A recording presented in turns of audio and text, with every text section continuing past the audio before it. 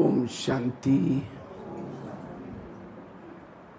तुम्हारा भट्टी चल रही समस्याओं का समाधान, कारणों का निवारण, दुखों को सुखों को सुख में परिवर्तन करना, बुराई को अच्छाई में बदलना। उसके लिए काफ़ी सारी बातों के ऊपर चर्चा की। मेरे कुछ अनुभव भी सुनाए आप लोगों को। कर्मों की घुई गति, जो हुआ अच्छा हुआ, ट्रस्टी बन करके रहना, ड्रामा को पक्का करना, ये सारी बातें सुनाई। अभी का एक बहुत अच्छा टॉपिक है, अगर दुखों को सुखों में परिवर्तन करना है, कारणों का निवारण करना है, बुराई को अच्छा में परिवर्तन करना है, उसके लिए सहन शक्ति को बढ़ाओ। हमें क्या करना है? सहनशील बनना है।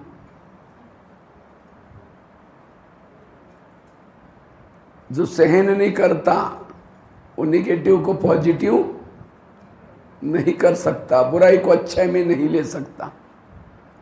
और सहना यही गहना है। बाकी गहने पहनो नहीं पहनो, लेकिन कौन सा गहना पहनो? सहन शक्ति का। जो सहनशील बनता है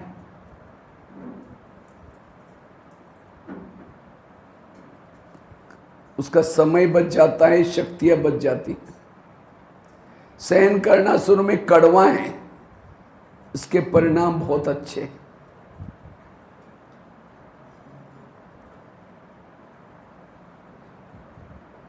इसलिए हमें सहन शक्ति को बढ़ाना है, क्योंकि बड़ा बनने के लिए सहन करना पड़ता है। बिना सहन करते कोई बड़ा। दही बड़ा खाया आप लोगों ने? उड़ीसा में बनता है दही बड़ा। हाँ, दही बड़ा कैसे बनता है? रात को उड़द की दाल को पानी में भिगोते, सवेरे उसको मिक्सी में पीस लेते हैं। पिसा, सहन किया, तब जाकर के आटा बना। फेंटा, सहन किया तो आटा बना। कब तक फेंटते हैं उसको? वो इसमें डाल करके, परांत में डाल करके फेंटते रहते। कब तक? कब तक फेंटते हैं? उसको गिलास आधा पानी लेंगे, उसके अंदर डालेंगे वो बड़ा, ये पिसा हुआ फेंटा हुआ आटा डालेंगे। डूब गया बड़ा ठीक नहीं बनेगा। वो तब तक फेंटते हैं जब तक ऊपर नहीं तैरना चाहिए, तब तक। ऊपर तैरेगा तब कहेंगे बड़ा अच्छा बनेगा। उसके बाद गरम तेल में डालते हैं। गरम तेल को भी सहन किया। गरम तेल को निकाल करके ठंडे पानी में डालेंगे, उसी को निकाल करके निचोड़ देंगे जोर से ऐसा। अगर निचोड़ते समय टुकड़े हो गए, मेहमान को नहीं खिलाएंगे। जो साबुत रहता है दबाने के बाद प्लेट में रखेंगे। फिर दही डालेंगे, इमली की चटनी डालेंगे, हरा धनिया डालेंगे, भुना हुआ जीरा पाउडर डालेंगे। तब क्या बना? दही बड़ा। तो बड़ा कब बना? पिसा गया, फेंटा गया, तला, सारी प्रोसेसर को सहन किया, तब जाकर क्या बना? बड़ा।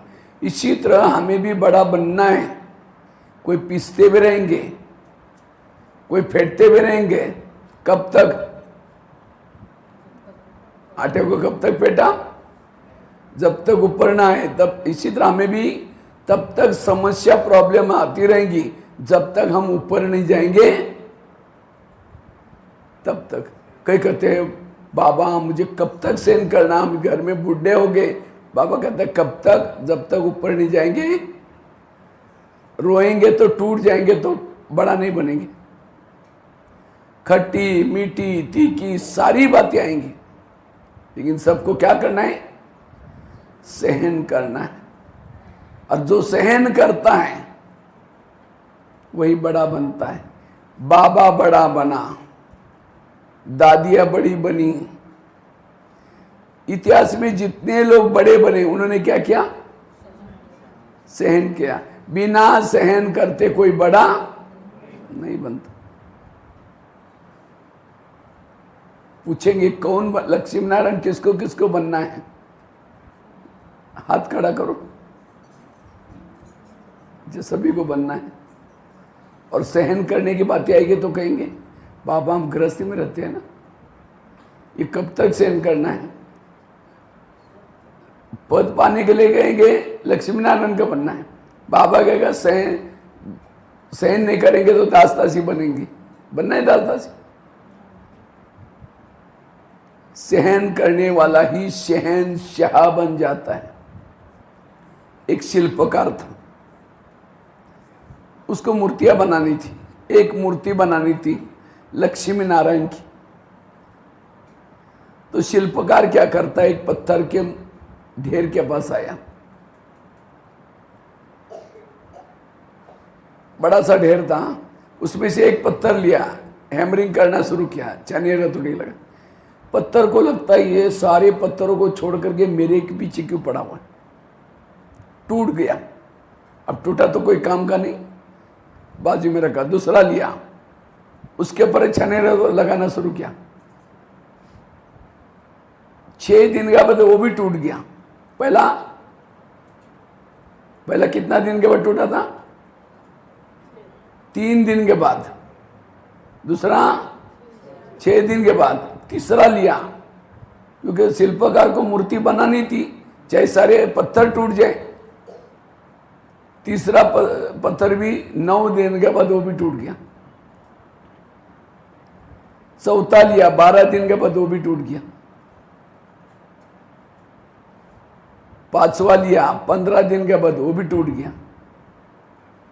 6ठा लिया, वो पत्थर थोड़ा पॉजिटिव था, निगेटिव को वाह मेरा भाग्य, वाह मेरे पर छने थोड़ी पड़ रहे, वाह वाह। वो हर दुख को भी क्या बनाया, सुख में परिवर्तन किया। वाह वाह करते करते करते 150-100 दिन से भी ज्यादा दिन हो गए, सुंदर मूर्ति बन गई। मूर्ति बने और शिल्पकार भी खुश हो गया। उसको एक बैलगाड़ी में रखा, गांव की परिक्रमा की। तो कुछ माताएं फूल डाल रही थी, दर्शन कर रही थी। क्यों? अगर उसी पहले बिना मारते हुए छने पत्थर को लेके जाते, कोई दर्शन करता? उसने सहन किया था, इसलिए उसको दर्शन करने लगे, पूजा करने लगे। फिर मूर्ति को लाकर के एक मंदिर में रखा गया। मूर्ति का बड़ा सा कार्यक्रम किया, प्रतिष्ठापित किया उसको। साधु संत बहुत लोग आए थे। वो पत्थर को लगता रहे मैंने 100 दिन 150 दिन सहन किया, मेरे कितने अच्छे दिन आ गए। कार्यक्रम पूरा हुआ। अब ऊपर चढ़ने के लिए सीढ़ी बनाने थे। अब उस शिल्पकार सोचता है कहां से अभी पत्थर लाऊं, जो टूटे उनको ही ज्वाइन कर लेता हूं। सबसे पहली सीढ़ी जिसने 3 दिन के बाद टूटे थे पत्थर उसको लगा दिया, जहां सारे लोग चप्पल उतारते, पहली सीढ़ी के पास। कितना दिन वाला लगाया? 3। ऊपर लगाया 6 दिन वाला। उसके ऊपर तीसरी लगाई 9 दिन वाला। उसके ऊपर चौथी लगाई 12 दिन वाला। 5वां लगाया 15 दिन वाला। फिर भी मंदिर में जब एंट्री करते, चप्पल उतारते नीचे, ऊपर चढ़ करके ऊपर के सबसे पहले उसका भी थोड़ा दर्शन करते, क्योंकि उसने 15 दिन सहन किया। और जो मूर्ति थी बिल्कुल अंदर के बाजू में, छाव में, वहां जाते लोग दर्शन, सिर झुकाते, नारियल तोड़ते, प्रसाद चढ़ाते, अगरबत्ती लगाते, पैसा चढ़ाते, उसकी ज्यादा पूजा होने लगी। तो पहली सीढ़ी दूसरे को कहते हैं ये लोग रोज हमारे पर चप्पल उतार करके अंदर कहां जा रहे। तो तीसरी कहते हैं हमने बहुत बड़ी भूल की, जब हमारी मूर्ति बन रही थी उस समय हमने सहन नहीं किया। जिस पत्थर ने सहन किया उसकी पूजा करने के लिए लोग जा रहे हैं। देखो भाग्य तो सबके सामने आया था, शिल्पकार ने हर एक के पीछे सोचा था इसको मैं क्या बनाऊंगा, मूर्ति। लेकिन उन्होंने सहन नहीं किया। दोष किसका है, पत्थरों का। अब पश्चाताप करके रो के फायदा क्या। ये कहानी किसी और की नहीं, ये कहानी हमारी अपनी है। आज यहां हम आते किसी लिए आते हैं, ऊंचा पद प्राप्त करने के लिए। लेकिन फिर सहन नहीं करेंगे, रोएंगे, बाबा उस पत्थर को साइड पर रख देगा। बाबा मुझे कब तक सहन करना है, मेरा पति मुझे तंग करता है, मेरी सास तंग करते हैं, कोई ना कोई समस्या में रोएंगे। और जो रोता है उसका बाबा क्या करता है, साइड पर रखता है। फेंकेगा मैं नहीं, सतयुग में लेके जाएगा, क्योंकि इतना दिन ज्ञान योग कर रहे थे। तो सतयुग में कहाँ लगाएगा, कहीं ना कहीं दास दासी तो बनी जाएंगे। तो दास दासी बनना है, राजा बनना है। लक्ष्मी नारायण जब बाहर से कहीं से आते हैं, गेट पर 2 पहरे वाले खड़े रहते हैं और जोर से आवाज लगाएंगे, लक्ष्मी नारायण पधारे करके आवाज लगाते हैं। जहां सारे लोग चप्पल उतारते हैं। वो भी ज्ञान में आते थे, योग करते थे, सेवा करते थे, लेकिन वहां खड़े होने की ड्यूटी क्यों मिली, सहन नहीं किया। और माताओं में थोड़ी सहन शक्ति ज्यादा होते, कम होते। हाँ, इसीलिए आज से कभी रोना, जो खुद रोता है, रोने वालों की आंखों के आंसू कैसा पहुंचेगा वो। आपके मूर्ति के सामने लोग समस्या लेके आते हैं और आपका समाधान करके जाते हैं, खुश होके जाते हैं। और जो चैतन्य देवी बनने वाली वो खुद ही रो रहे हैं, तो देवी कैसी बन सकती। इसलिए मुझे सहन शक्ति की देवी बननी है। तो सहन शक्ति को बढ़ाने के लिए सबसे पहली बात है, आत्मा 3 बातें करो।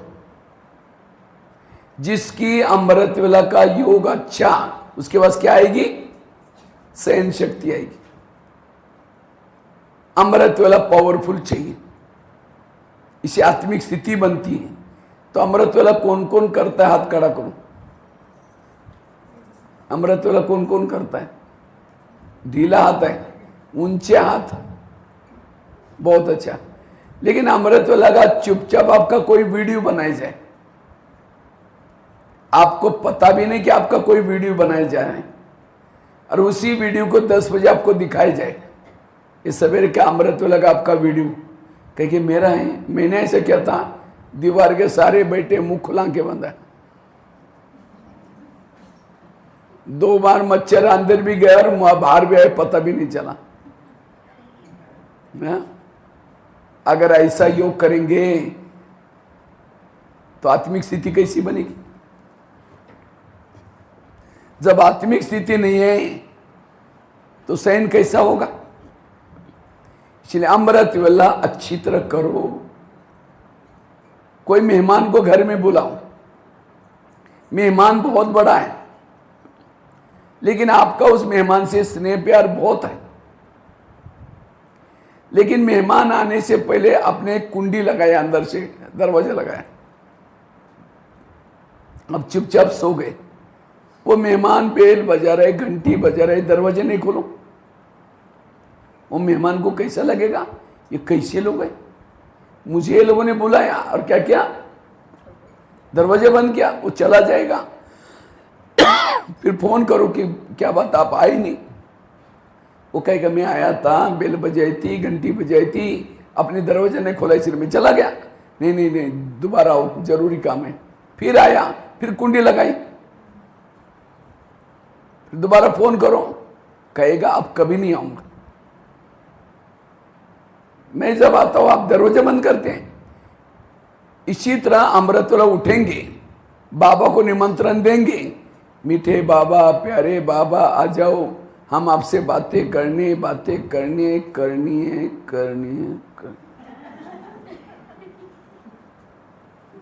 दरवाजे खिड़की तेरे द्वार खड़ा भगवान, भगत भरले जोली भगत, तो हम शांति हो गया। इसलिए आंखें खोल करके बैठो, जो योग में आंखें बंद करता है वो योग उसके कोई काम का नहीं। इसलिए आंखें खोल करके अमृत वाला करूं, आत्मिक स्थिति बनेगी, बाबा जी की शक्ति आएगी। और केवल आंखें खोल के भी नहीं बैठो। अब कोई घर में मेहमान आया, उसके चेहरे की तरफ देखते रहो, वो कह के फोन क्यों किया था। इसी तरह कई भाई बहन अमृत वाला कैसे करते हैं, उठेंगे बाबा के फोटो की तरफ देखते रहेंगे, झूमते रहेंगे, फिर घड़ी में देखेंगे कब तक देखना है, अच्छा और 15 मिनट बाकी, फिर बीच में देखेगा अच्छा और 5 मिनट बाकी। अब कोई घर में मेहमान आया, उसके चेहरे की तरफ देखो, घड़ी की तरफ देखो, उनको लगेगा इनको कहीं जाना है शायद, ये बार बार घड़ी की तरफ क्यों देख रहे। इसलिए योग अमृत वाला अच्छी करना, तब आत्मिक स्थिति बनेगी। कई तो क्या करेंगे, मैं आत्मा हूं, शांत स्वरूप हूं, शक्ति स्वरूप हूं, अब जा रहे हैं चांद सूरज तारांगन के पार, टुक झुटका लगा देंगे। तारांगन के पार जाकर के कोई झुटका लगा दे, नीचे हड्डी गुड्डी टूट जाएगी। रात को 2 बजे ट्रेन जा रहे हैं, तो चाय वाला चाय चाय करके झुटका लगाता है। उसको पता है अब ट्रेन जाएगी तो कम से कम मुझे 100 रुपये 50 रुपये मिलेंगे, चाय बिकेगी तो उसको पैसे दिखते हैं, नींद नहीं आएगी, झुटका नहीं आएगा। आज अमृत वाला जब आप कर रहे हैं, आपको 1 जन्म का वर्षा बाबा यहां लिख रहे हैं भ्रुकुटी में। बाबा दिखता नहीं सामने, लेकिन जब आप अमृत वाला कर रहे हैं, बाबा आपके भ्रुकुटी में लिख रहे हैं। लेकिन हम क्या करते हैं, इसलिए कहावत बनी है क्या, भगवान जब भाग्य में लिख रहे थे, सो रहे थे क्या। इसलिए सोना नहीं, वो भाग्य लिखने वाले को धन्यवाद दो, शुक्रिया बाबा, सारी दुनिया सोई है उस समय। आसपास में पूरा शहर में लोग क्या हुए हैं, सोए हैं 4 बजे, आपके घर के भी सोए हैं सभी, आपका गेट भी बंद है, तो भी भगवान आपके गेट में घुस करके आपको उठाया, सामने बिठाया और भाग्य में लिख रहे हैं। लेकिन हम, जैसे कोई मम्मी बच्चे का श्रृंगार करें और बच्चा झुटका लगा हिलाए, थप्पड़ मारते, चुप नहीं रह सकता। अब किसी के चेहरे पर मेकअप हो रहा है, और जिसके चेहरे पर मेकअप हो रहा है झुटका लगा दे, यहां का मेकअप यहां पहुंच जाएगा। इसलिए अमृत वाला अच्छी तरह बैठो। कोई तो दिन में झूमते मैं देखता हूं, कई तो दिन में ऐसे ऐसा कर रहे हैं, तो अमृत वाला पता नहीं क्या होगा। कोई शराब पी करके गटर में पड़ा है, और कोई आकर के उसको कहे अरे भाई 10 रुपए ले लो, घर में जाकर सो जाओ, क्या बोलता है, मैं राजा हूं, मुझे कुछ नहीं चाहिए। गट्टर में गिरा है और क्या समझता है, राजा हूं। इसी तरह अमृत वाला बाबा वरदान का झोला लेके आता है, पूछता है बच्चे कुछ चाहिए, लेकिन हम क्या कहते हैं, मैं राजा हूं, मुझे कुछ नहीं चाहिए। इसलिए अमृत वाला अच्छी तरह करना।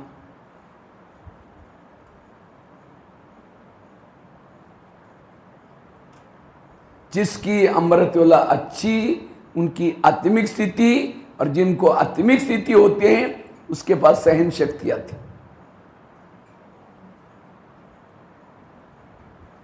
दूसरा, विधि पूर्वक योग चाहिए।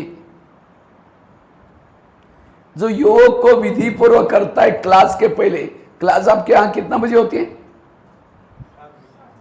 7 बजे। योग कितना बजे चलता है, 6:30 बजे। लेकिन पहुंचते कितने हैं, एक पूछेगा 6:30, दूसरा 6:45, तीसरा 7 में 5 मिनट कम है।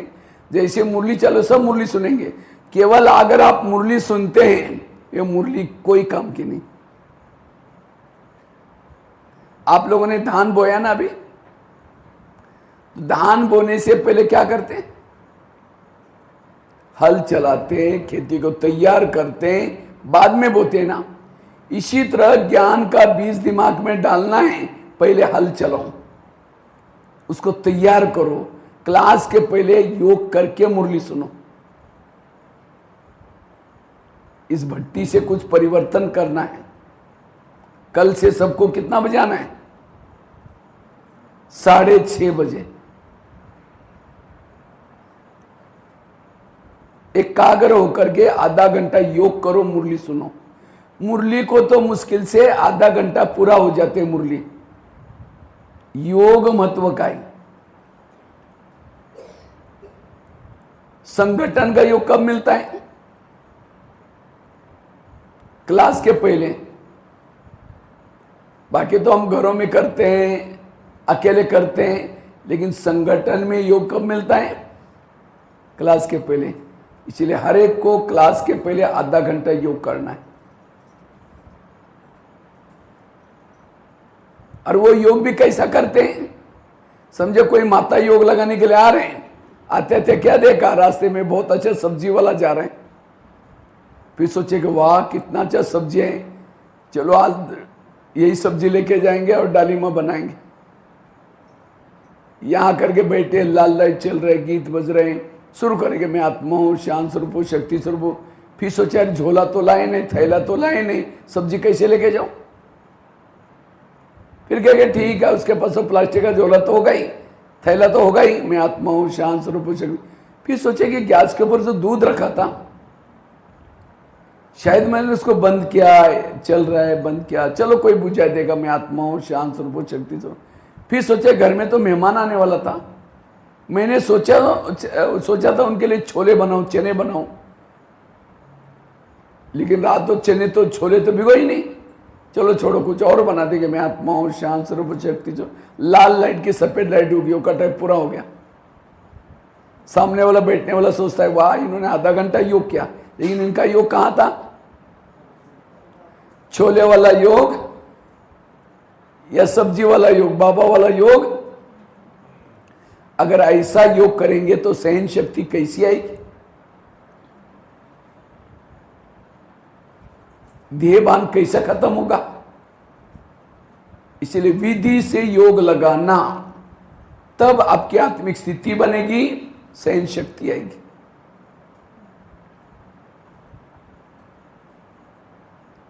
तीसरी बात है, आत्मिक स्थिति के द्वारा योग युक्त बनने के लिए रोज बाबा की मुरली सुनो। और मुरली भी कहां सुनो? सेंटर पर आकर के सुनो। आजकल कईयों को ऑनलाइन में मुरली सुनने की माया लगे। जो मुरली ऑनलाइन से सुनेंगे उनकी पूजा भी ऑनलाइन से हो जाएगी। आजकल भगत मंदिर में कम जाते हैं, ऑनलाइन में देवी का फोटो निकाल करके पूजा करते। वो लड्डू चढ़ाएंगे, लड्डू की खुशबू आएगी आपको। बाबा को एक बार पूछा था दादियों ने, बाबा त्रेता युग वालों के लिए पढ़ाई का प्रबंध आप क्या करेंगे? बाबा ने कहा कि आगे चल करके मैं त्रेता वालों का प्रबंध करूंगा, आप केवल 9 लाख लोगों की तैयारी करो। जब क्लास में रेगुलर 9 लाख लोग आएंगे, 33 करोड़ अपने आप तैयार हो जाएंगे। इसके लिए अभी बाबा ने क्या किया? फेसबुक, व्हाट्सएप, यूट्यूब चालू किया। किसके लिए? त्रेता युग वालों। तो आपको सत्युग में जाना है, त्रेता में जाना? कहां जाना है? आवाज करो। तो मुरली कहां सुननी है? सेंटर पर। सेंटर पर आकर के मुरली सुनो। इसलिए रोज हमें क्या करना है? यहां आकर के मुरली सुनना है। और जो ये 3 चीजें करता है, उनकी आत्मिक स्थिति बनती है। उसको किसी की कमियां नजर नहीं आएगी, सब अच्छे नजर आएंगे। कहते एक 2 महिलाएं थी, एक रहती थी 2 मंजिल पर ऊपर, दूसरी रहती थी नीचे की मंजिल पे। 2 मंजिल वाली माता क्या करते, रोज अपने घर के खिड़की से पड़ोसनी के छत पर देखती है, छत पर वो कपड़े सुखाते, उसके कपड़े देख करके पति को बुलाती है, कहते इसको कोई अक्ल नहीं, कितने गंदे कपड़े, कितने मैले, जाओ पूछ क्यों। तो पति कुछ नहीं बोलता।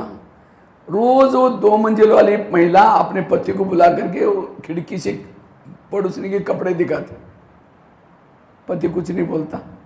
एक दिन जब उस महिला ने 2 नंबर वाली ने पड़ोसनी के कपड़े देखा खिड़की से, अच्छे दिखने लगे। रोज कैसे दिखते थे? गंदे। तो फिर पति को बुला कर कहते आज इसको कैसे अक्ल आ गई, कितना अच्छा धुला गया, जाओ पूछ क्यों। पति धीरे से मुस्कुराता और कहता है आज सवेरे सवेरे मैंने अपने घर के खिड़की के कांच साफ किए, शीशे साफ किए। समझ में आया? ताली नहीं बजी। उनकी खिड़कियां गंदी थी, इसलिए कपड़े कैसे दिखते थे? इसी तरह जिस दिन सेंटर पर नहीं आएंगे, अमृत वाला नहीं उठेंगे, मुरली नहीं सुनेंगे, तो आपकी खिड़कियां कैसी है? गंदी। और उसी गंदी खिड़की से जिसको भी देखेंगे सब गलत नजर आएगा। फलानी ऐसी है, वो ऐसी है, वो ऐसी करती है। निगेटिव को पॉजिटिव में बनाने के लिए रोज अपनी खिड़की साफ करो। तो कौन कौन खिड़की साफ करता, हाथ खड़ा करो। कोई ऐसे ऐसे कर रहे। घर की खिड़की की बात नहीं बोल रहा हूं मैं। कई कहेंगे माँ भाई जी हम तो 6 महीने में कभी घर की खिड़कियां साफ करते, रोज कहाँ करते। घर की नहीं, बुद्धि रूपी खिड़की। मैं अभी नेपाल में गया था कुछ साल पहले, तो वहां यही मैंने क्लास किया, खिड़की साफ करने वाली बात बताई। तो दूसरे दिन 2-4 माताएं क्लास में आई नहीं, तीसरी दिन आई, 3 दिन का क्लास था। तो बहनों ने कहा कल क्यों नहीं आती, इतनी अच्छी क्लास थी। कहा कि परसों भैया ने कहा ना खिड़कियां साफ करो, कल हम सारा दिन खिड़कियां साफ करने में बैठे थे। मैंने कोई घर की खिड़की नहीं बोली थी। कभी कभी हम ज्ञान को भी उल्टा कर लेते हैं। एक भाई होटल में गया, समोसा मंगाया। समोसा जानते हैं ना, सिंगाड़ा भी बोलते हैं शायद यहाँ। मैदे को बेल करके आलू का मसाला भरते हैं, तलते हैं, उसको समोसा बोलते हैं। तो 1 किलो समोसा मंगाया, मैदे का छिलका ऊपर का फेंका निकाल करके, और मसाला खाता है। तो मैनेजर ने बोला तो मैदा पसंद नहीं करता। कहता पसंद तो करता हूँ, लेकिन आजकल मैं ब्रह्मा कुमारी आश्रम में जाता हूँ। उन्होंने कहा कि बाहर का नहीं खाना, इसलिए बाहर का निकाल करके अंदर का खा रहा हूं। बाहर का मतलब दूसरे का हाथ का, लेकिन वो क्या कर रहा है, वो फेंक रहा है और मजा ये करना। इसीलिए होटल पर भी बोर्ड लिखा है, क्या? होटल। हो सके तो यहां से टल। इसीलिए रोज अपने खिड़की को साफ करो। भक्ति कोई गलत नहीं, भक्ति बहुत अच्छी है। भक्ति में क्या क्या करते हैं? उपवास करते हैं। कई आजकल चल रहा है ना, सावन महीना चल रहा है, सावन में सोमवार का उपवास करते। उपवास, उप मतलब नजदीक, वास मन रहना, बुद्धि से भगवान के पास रहना, यह उपवास। लेकिन लोगों ने पेट का उपवास किया। बुद्धि तो परमात्मा में गई। बलि चढ़ाओ, कौन सी? मैं की बलि चढ़ाओ। लेकिन लोगों ने मैं करने वाली बकरी को बलि चढ़ा दी। घर का त्याग करो, कौन सा घर? शरीर आत्मा का घर है, इसको भूल जाओ, आत्मा समझो। लेकिन लोगों ने घर छोड़ के जंगल में गए। दिवाली मनाते हैं उड़ीसा में, क्या करते आप लोग? घर की सफाई करते हैं, हो गया। और दीप जलाते। आजकल तो बिजली वाले लाइट आते हैं, बनी बनाई, पूरा घर के ऊपर लगाते हैं। मोमबत्तियां भी लगाता है उसी दिन, दिवाली के दिन। क्यों लगाते? लक्ष्मी आने वाले, कहते लक्ष्मी आने वाली। आई कभी लक्ष्मी? कितनी दिवाली मनाए आप लोगों ने, किसने देखा लक्ष्मी आई थी? और आएगी भी कैसी आएगी? लक्ष्मी का वाहन है उल्लू को लाइट में दिखता ही नहीं। जिस दिन आप घर में उजाला करेंगे, लाइट लगाएंगे, तो उल्लू को दिखाई नहीं पड़ेगा, इसलिए लक्ष्मी आई नहीं। और उसी दिन गवर्नमेंट लाइट भी नहीं काटता, पूरी फुल 8-10 दिन तक लाइट फुल रहती। मुझे लगता है उसी समय आमोशे का समय होता है। ये पूर्वजों ने दिवाली आमोशे में क्यों? क्योंकि आमोशे के समय उल्लू को अच्छी तरह दिखाई पड़ेगा, अंधेरा होगा, और उसी में उल्लू हर एक के घर में लक्ष्मी को लेके आता। लेकिन उसी दिन हमने क्या किया? दिए जलाए, फिर बड़ा बड़ा फटाका, आजकल सुतली बम बजाने के बाद इतना आवाज आता है, कौवे चिड़िया सारे भाग जाते। अब उल्लू लेके लक्ष्मी को लेके कैसा आएगा? कितनी अज्ञानता है, वंडरफुल। तो कौन सा दिया जलाओ? आत्मा का दीपक जलाओ। सफाई कौन सी करो? ईर्ष्या, गणना, नफरत खत्म करो। कहा कुछ, किया कुछ। इसलिए रोज अपने खिड़की को साफ करना, अर्थात अमृत वाला अच्छी करना, क्लास के पहले योग करना, मुरली रोज सेंटर पर सुनना। इसी आत्मिक स्थिति बनेगी, सहन शक्ति आएगी। और जो ये तीन चीजें करता है, निगेटिव को पॉजिटिव में बदल सकता है, बुराई को अच्छाई में बदल सकता है। समस्या का, जैसे मैंने अपने जीवन की कई बातें सुनाई, ये हमने क्यों किया? क्योंकि हम ये सब चीजें करते थे।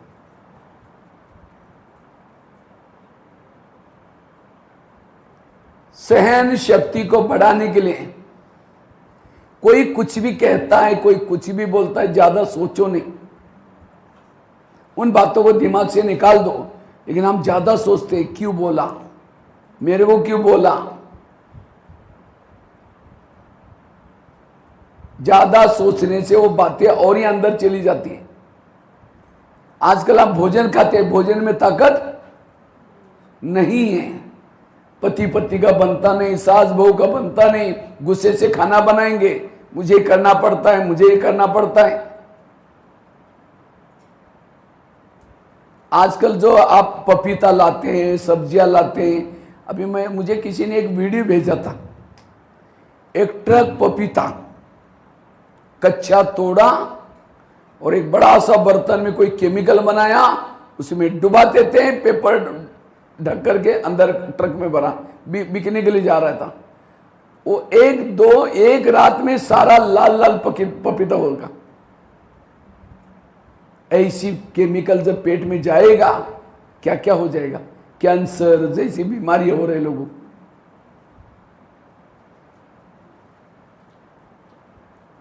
आजकल आम भी, मैं अभी पिछले साल असम जाने वाला था, तो मैंने थोड़ा आम मंगवाया था मार्केट से, एक पीटी मंगवाई। आम शुरू ही हुआ था, तो जब आम की पेटी खोली, 2 पुड़िया निकली। उस पुड़ियों पर क्या लिखा था? ये खाना नहीं है। पुड़ियों को, तो मैंने सोचा खाना नहीं तो इसके अंदर क्यों डाला है? तब मुझे पता चला, लोग कच्ची कैरी तोड़ते, कच्चे आम तोड़ते और पुड़िया डालने से दूसरे तीसरे दिन पक जाते। उसका दाम शुरू में दाम ज्यादा आता है, क्योंकि ज्यादा मार्केट में मिलती नहीं। और वो 1-2 आम तो थोड़ा खराब हो रहा था पूड़ी रखने के जगह पर। तो मैंने सोचा इतना महंगा लाया, थोड़ा ऊपर से खराब वाला निकाल दिया, खा लिया। 15 दिन मेरे जीभ के टेस्ट खत्म हो गए। मीठा खा और जैसे लग रहा है मिट्टी खा रहा हूं। आजकल लोग लालच में लोग कुछ भी करते हैं। इसलिए आज के लोगों में सहन शक्ति क्यों नहीं है? क्योंकि भोजन में ताकत नहीं, घर में झगड़ा, टीवी खोलो निगेटिव, अखबार खोलो निगेटिव। इसलिए ऐसे समय सहन शक्ति को बढ़ाने के लिए कोई कुछ भी कहता है, बुद्धि से निकाल दो।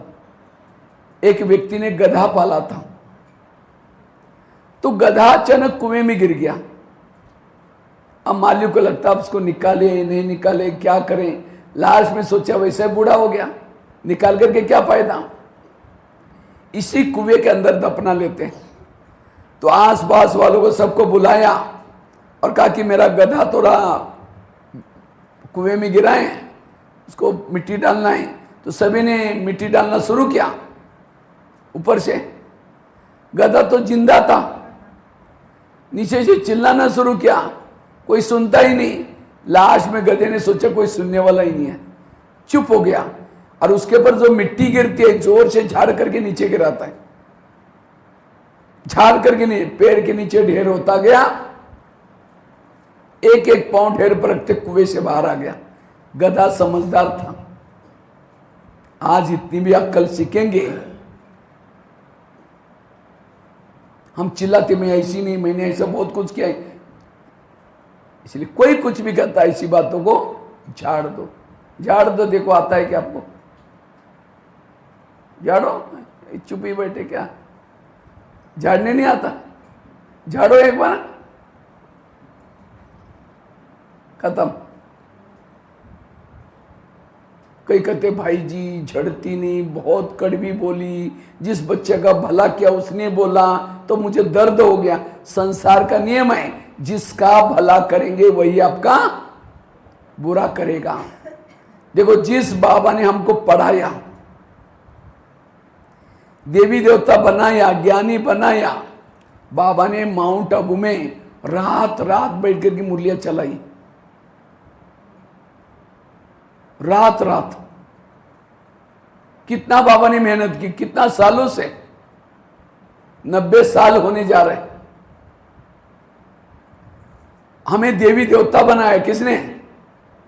बाबा ने। जब हम देवी देवता बनते, सत्युग में जाते हैं, तो बाबा को कभी याद किया? महल में गए थे तो स्टिकर लगाया था, महल में भोग लगाया था। समझो आपके बेटे ने, बेटे को आपने पढ़ा लिखा करके बड़ा किया, खर्चा करके, जब उसने शादी की आपको बुलाए नहीं तो आपको कितना गुस्सा आएगा? नया मकान बने आपको बुलाए नहीं, कितना गुस्सा आएगा? पड़ोस वाले को बुलाए लेकिन आपको नहीं बुलाए।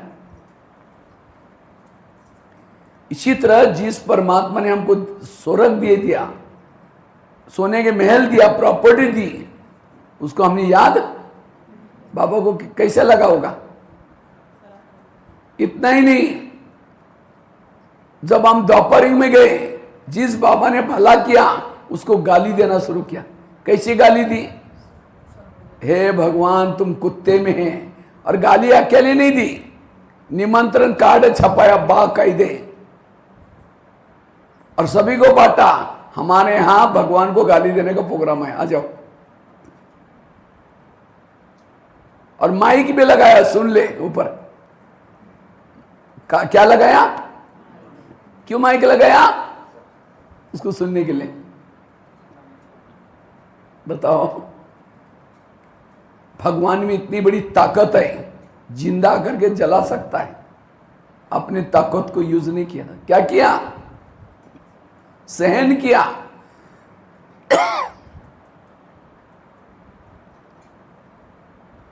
सहन किया उसने। और यह भी नहीं सोचा जब मैं नीचे जाऊंगा उनके गले दबाऊंगा। यह भी नहीं कहा जब मैं नीचे जाऊंगा इस कल्प में उनको कभी देवता बनने का ज्ञान ही नहीं दूंगा। पिछले बार मैं देख के फंस गया था, मुझे भूल गए थे, गाली दी थी। जब ऊपर से आता है तो क्या करता है? गाली देने वालों को गले लगाता है, अपकार करने वालों पर। और हम बाबा का केवल गायन नहीं, बाबा प्रैक्टिकल में करता है। जब भगवान भी गाली देने वालों को गले लगाता है तो हमें क्या फर्क है? इसलिए बाबा कहते हैं, बच्चे मैं केवल ज्ञान सुनाता नहीं, बाबा ने किया हुआ है। इसलिए बाबा के समान बनो। कोई कुछ भी कहता है, इसी बातों को झाड़ दो। कभी भी किसी को सुनाओ नहीं, ये नहीं करो।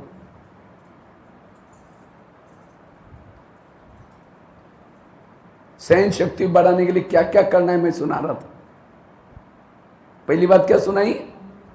अमृत वाला अच्छी करना, कल से चालू करना, नहीं तो जैसे भट्टी करने बाद भी कोई फर्क नहीं, जैसे थे वैसे रहेंगे। अमृत वाला अच्छी तरह आंखें खोल के बैठना, अच्छी तरह। दूसरा कौन सा बताया? मुरली के पहले आधा घंटे का विधि पूर्वक योग करना। तीसरा, क्लास में मुरली सुनने के लिए आना। चौथी बात क्या बताई? चौथी बताई, कोई कुछ भी कहता है इसी बातों को झाड़ देना।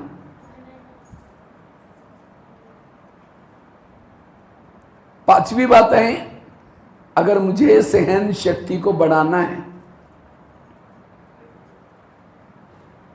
बुराई को क्या बना दो? अच्छे। निगेटिव को क्या बना दो? पॉजिटिव। अब समझो यहां बैठे आज, अब शाम को जाएंगे घर में, जाते लोग क्या बोलेंगे? आज तो कमाल कर दिया तुम लोगों ने। रोज तो चलो ओम शांति में आधा घंटा जाते थे, आज सारा दिन वही बैठे, वहीं जाकर के सदा के लिए वहीं रहो।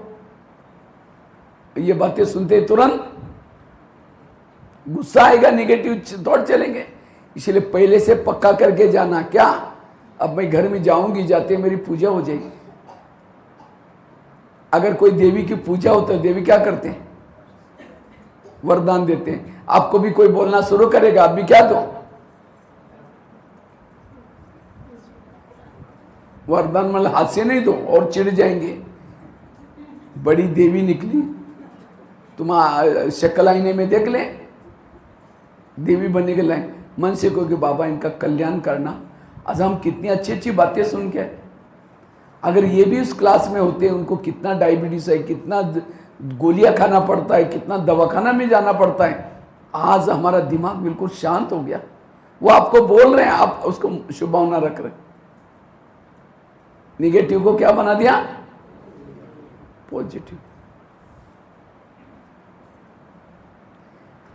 जो निगेटिव को पॉजिटिव बनाता है,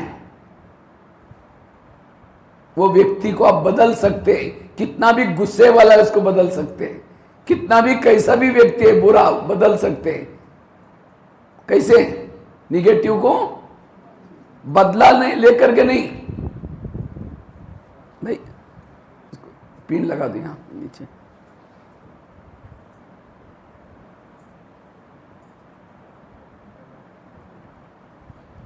जल्दी।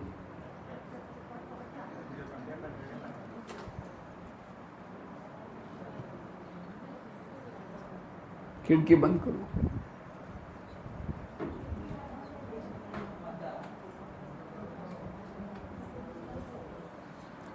इसलिए क्या करो? निगेटिव को पॉजिटिव में चेंज करो, बुराई को अच्छाई में बदलो।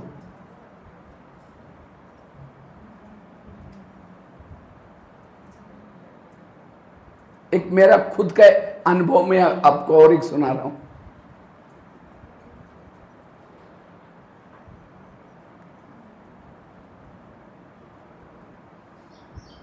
आजकल लोगों को टेंशन तनाव क्यों होता है? हर एक के घर में कोई ना कोई टेढ़ा बाकड़ा व्यक्ति होता है, एक आधा होता है, हर एक नहीं होता, एक आधा। और उसके संस्कार हमारे से बनते नहीं, और हम उसको बदवाई देते, इसको तो बुद्धि नहीं है, इसका तो सत्यानाश हो जाए।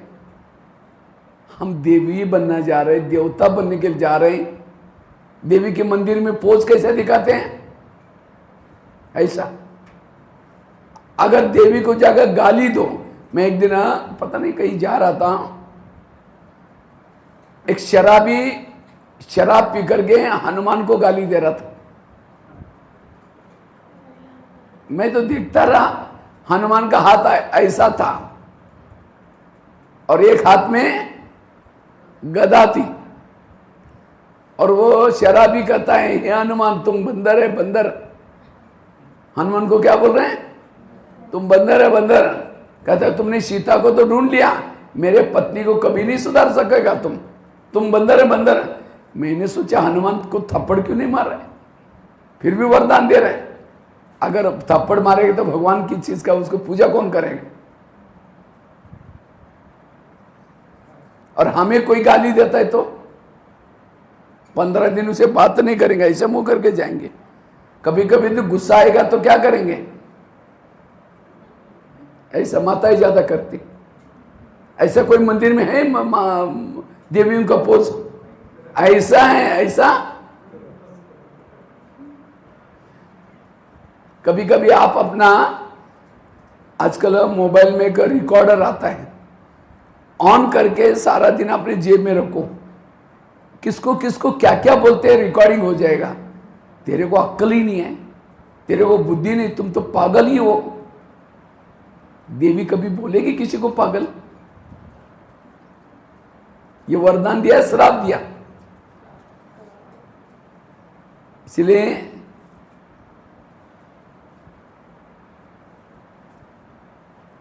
आज हमें इसके ऊपर ध्यान देना है।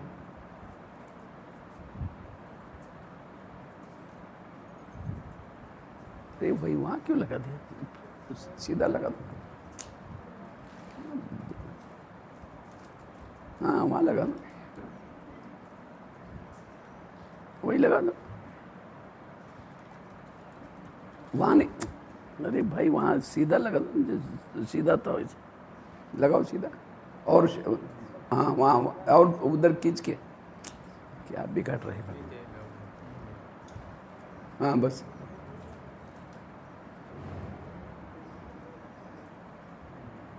तो इसीलिए निगेटिव को क्या बिगाड़ दिया। सीधा सीधा सीधा होना चाहिए, सीधा होना चाहिए। और एकदम नीचे लगा दो, इसके नीचे। हाँ ज्यादा खींचो नहीं।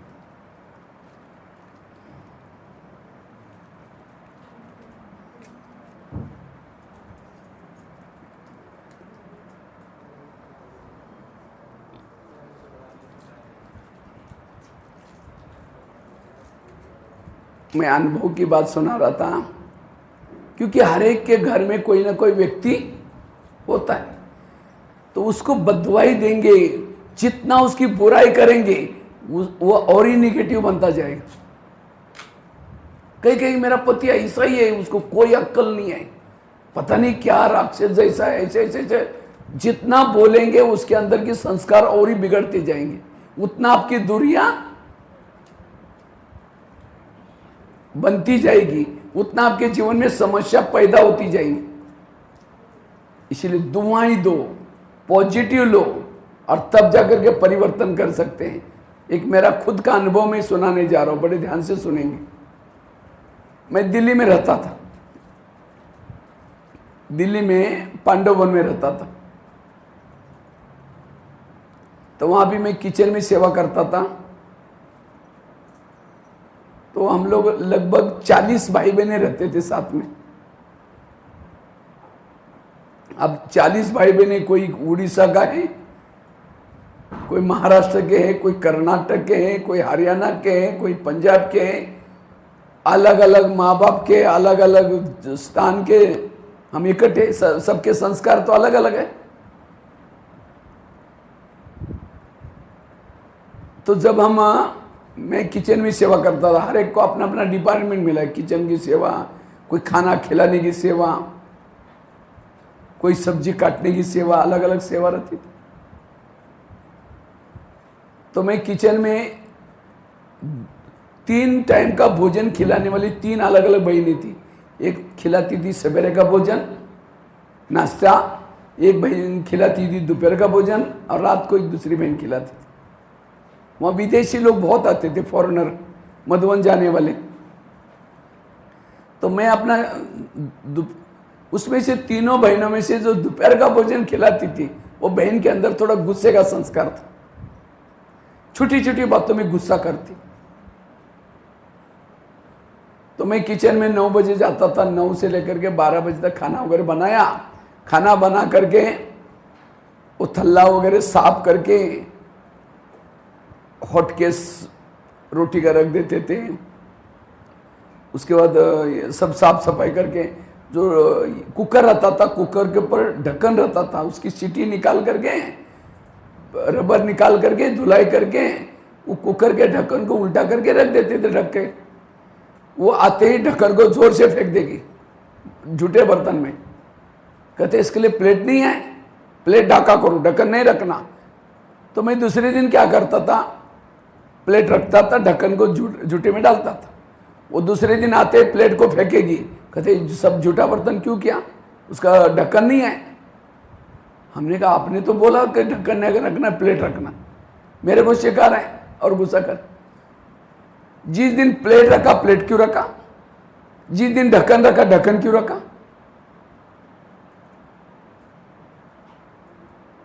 तो उसके बाद वहां मिर्ची का टोकरा ये छोटा छोटा रहता था, मिर्चियाँ रहती थी, नींबू रहता था, अदरक किसी को चाहिए होता। अब कहते थे मिर्ची का टोकरा यहाँ नीचे नहीं रखना, ऊपर एक पत्थर लगाया था, वो पत्थर के ऊपर रखो, तो हम वहाँ रखते थे। फिर आते पूछे कि मिर्ची का टोकरा कहाँ है, हमने कहा ऊपर। कहते नहीं ऊपर पता नहीं चलता है या नहीं, नीचे रखा करो। अब जिस दिन नीचे रखा, ये घमासान किस लिए, ये पत्थर किस लिए लगाया। आज जिस दिन ऊपर रखा, ऊपर क्यों रखा, नीचे रखा ना। तो मुझे तो समझ, मैं जब 9 बजे किचन में आता था, मेरा योग बाबा से लगने के बजाय वो अभी बहन जी आएगी क्या क्या बोलेगी, क्या क्या डांटेगी, वही याद आता था। योग लगने के बजाय वेद संकल्प चलते थे, कर्मों में योग लग। और मैंने मौन का बिल्ला लगाया था, मौन। मैं सोचा कहीं बोलना तू, अब भले मैं बिल्ला मौन का था लेकिन संकल्प तो चलते थे। माने रेडियो ऑन है, वॉल्यूम 0 है, ये हालत। वहां एक जमादारनी आती थी, वो दादी ने उसको उस बहन की ड्यूटी दी थी, सवेरे वो फ्री रहती थी। वहां बहुत बड़ी बिल्डिंग थी, उसके बाथरूम खोल के देना उस जमादारनी को, और कैसे बिम पाउडर डालना, कैसे साफ कर दे। अगर कोई साथ में नहीं होता तो जमादारनी क्या करेगी, पानी डालेगी, बिना झाड़ू लगाए चलते 10 मिनट में उसके 10-12 बाथरूम पूरा हो गया। इसीलिए वो जब पीछे रहती थी अच्छी तरह, इधर लगा थोड़ा, जिधर झाड़ू मारो, ये करो। जाते समय उसको 2 रोटी देनी पड़ती थी ताजी, और साथ में बासी जितना बचा है रोटी वो भी देना है, ये नियम बनाया था, नहीं तो कौन खाएगा वो। कहते थी ताजी को एक कागज में रखो फोल्ड करके, बासी को दूसरे कागज में रखो। तो मैं ऐसे करता था। कहते 2 बंडल किसी ने, मैंने कहा एक ताजी एक बासी है। कहते नहीं, एक में रखा करो, 2 बंडल कौन उठाएगा। अच्छा, दूसरे दिन मैंने क्या किया, एक में रखा। कहते ताजी का है, हमने कहा अंदर, बासी का अंदर। कहते आपको हिंदी नहीं आती, 2 में रखो। अब जिस दिन 2 में रखा, 2 में को 1 में रखा। जब शाम के समय योग में बैठा था तो योग में ट्रांसलेट में बाबा दिखने के बजाय उसने क्या क्या बोला वही नजर आता था, वही दिखता था। तो योग लगने के बजाय वही मेरा संकल्प। मैंने एक वाकमन, पहले वाकमन जमाना था, सोनी वाकमन आता था एक छोटा सा, उसमें कैसेट डाल करके कान में लगा करके सुनते थे ताकि मेरा संकल्प न चले। भले कान में गीत सुन रहा हूं, आंखों के सामने बाबा हैं, लाइट भी है, लेकिन किचन दिखाई पड़ता था वहां। उसने क्या क्या बोला, कभी कभी लगता था यहां से छोड़ के चले जाए, कब तक सहन करना है। कर्मों में योग नहीं, बैठ कर के योग नहीं, और उसके कारण अमृत वाला बैठते नींद आती थी क्योंकि सारा दिन संकल्प चलते थे। अमृत वाला ठीक नहीं, अवस्था बिगड़ गई। फिर आपस में परचिंतन करते थे। परचिंतन क्या है, जो बातें सहन नहीं हुई दूसरे के साथ शेयर करना। तो कभी कभी मेरे को भाई लोग बोलते थे तुम चुप क्यों बैठते हो, अभी तो उसको बोला करो। तो मैं सोचे परचिंतन करें। कई दिन हो गए। एक दिन मुरली में जैसा आज स्लोगन आया था, दुखों को सुखों में परिवर्तन, एक छोटी लाइन आई, क्या बच्चे, सहन शक्ति के लिए निगेटिव बात को क्या बना दो। मुझे ये बात बड़ी अच्छी लगी। मैंने सोचा मैं इसका प्रयोग करूंगा। जब भी मैं किचन में जाता था 2 मिनट बाबा को याद करता था, और क्या समझता था, आज मैं किचन में जाऊंगा, बाबा उस भगत को भेजेगा, आज पता नहीं किस प्रकार के फूल लाएगा। आज अच्छी गाली दी, अच्छी कुछ बोला, डांटा, तो खुशबू वाले फूलों से पूजा हो गई। उसने कुछ बोला ही नहीं तो कोई पूजा ही नहीं हुई। जब मैं जाता था वो बोलना शुरू करती थी, ये वो, मैं अंदर से बोलता था शुक्रिया बाबा, धन्यवाद बाबा, कितनी अच्छी पूजा हो रही, धन्यवाद। फिर बोल बोल करके वो चुप रहने के बाद मैं कहता था बहन जी ओम शांति। कहते इतना सारा बोला कुछ फर्क नहीं पड़ा। कहते तुम तो पत्थर ही है, तो पत्थर के ऊपर कोई फर्क ही नहीं होता। मैं तो अंदर से क्या सोचता था, मेरी पूजा हो रही। उसको नहीं बोलता था मेरी पूजा कर रही, नहीं तो और ही डांट लेती, मैं तुम्हारा भगत बनूंगी। शक्ल है लेकिन मैं नहीं बोलता था, अंदर से समझ लेता था। तो जिस दिन बाबा कमरे में जाता था, बाबा कहता था बाबा आज मजा आ गई, आपने जो भगत भेजा था बड़ा अच्छा खुशबूदार फूलों से पूजा की, कल भी उसको जरूर बोलना कि पूजा करना। मेरे अंदर सहन करने की ताकत बढ़ गई, संकल्प चलना बंद हो गया। कर्मों में मैं तो इंतजार करता था वो मेरी पूजा करने वाली कब आने वाली। पहले तो डर लगता था, बाद में आनंद आना शुरू हो गया, पॉजिटिव लेता था।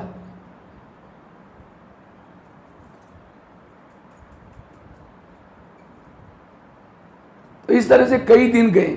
उसने एक दिन मेरा रोज बोल के रखा था कि जमादानी आई या ना आई, आपको रोटी बना कर रखना आपका काम है। तो मैं बना कर रखता था। एक बार क्या हुआ, कुदरती जमादानी 4-5 दिन आई नहीं। अब उसने मेरे को बोला था बना कर रखो, नहीं तो आपको कहाँ ढूंढेंगे। तो एक दिन पता नहीं कैसे गुस्सा आया, कुछ बहनें नाश्ता कर रही थी, मैं भी नाश्ता कर रहा था। वो रोटी के 4-5 बंडल लाकर मेरे थाली में फेंक दिया, जाओ आप ही खा लो इसको। मेरी थाली नीचे गिर गई और सारी बहनें देखने लगी। तो मेरे को निगेटिव सोचने के बजाय मैंने क्या किया, बुराई को अच्छाई बनाए। आज का दिन यादगार बन जाएगा। इतनी सारी देवियों के बीच में आज मेरी इतनी अच्छा, रोज तो फूलों से पूजा होती थी, आज तो बड़े गुलदस्ते। रोटी क्या है, गुलदस्ता, गुलदस्ते से मेरी पूजा होगी। वाह बाबा, आज का कितना दिन यादगार। मेरी थाली उठा करके मैं अपना धुलाई करने के लिए गया। मैंने सोचा मैं आज की डेट नोट करता हूँ। मैंने कागज निकाला और एक पेन से लिखा, डेट लिख रहा था। इतनी में बहन जी आई, वो देखा कि मैं तो मुस्कुरा रहा हूँ, मेरे पर कोई फर्क ही नहीं। वो कहते भैया क्या है, मेरे को गुस्सा है ना, जमादानी का गुस्सा मैंने आपके ऊपर निकाला, मुझे मेरे गलती हो गई। बोले उसने मान लिया। मैंने उसको भी पॉजिटिव बनाया। हमने कहा बहन जी आप थोड़ी गुस्सा करते, आप तो टीचर बहन जी है, बाबा ने चुना हुआ है, आप थोड़ी गुस्सा करते।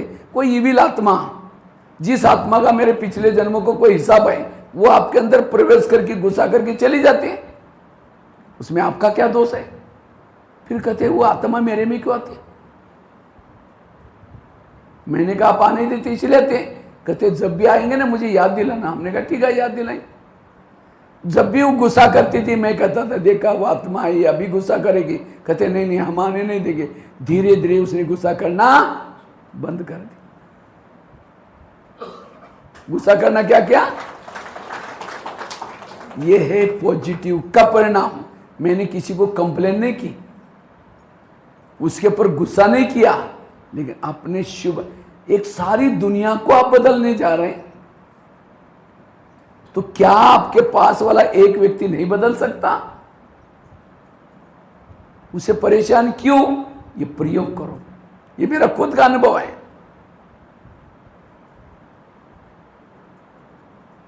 उसके बाद वो दादी क्या करती थी, जब बहनें पुरानी हो जाती थी पांडवों में, उनको नया सेंटर खुलता था वहां भेजती थी।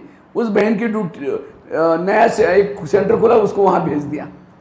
तो एक दिन मेरे को फ़ोन करती हैं, भैया आप कभी हमारे सेंटर में भी आओ ना, आप बहुत अच्छा मनन चिंतन करते हैं। मैंने कहा कभी आऊँगा मैं, टाइम होगा तो एक दिन मैं कुदरती चला गया वहाँ। तो चला गया तो उसने बहुत अच्छा स्वागत का प्रोग्राम रखा। जब बाहरी माताएं बाहर आकर के आंगन में, एक साइड पर माता एक साइड पर भाई, सभी ने फूल डाले और बहन ने बड़ा सा गुलदस्ता मुझे दिया। जैसा उसने मुझे गुलदस्ता दिया मुझे जोर से हंसी आई। वो बहन बोलते कि आप क्यों हंस रहे हैं? मैंने कहा मुझे पुरानी कोई बात याद है इसलिए मैं हंसा। भाई कुछ नहीं, मुझे उस समय रोटी वाला गुलदस्ता याद आया। कहाँ रोटी फेंका था, आज वो क्या दे रहे, क्या दे रहे? गुलदस्ता। आज कोई सेंटर पर जाते हैं, हम लोगों को गुलदस्ता फूल मिलते हैं, ये ऐसे नहीं मिलते हैं। उसके लिए सहन किया है। बिना सहन करते गुलदस्ते पूजा नहीं होती। वो बहन अभी भी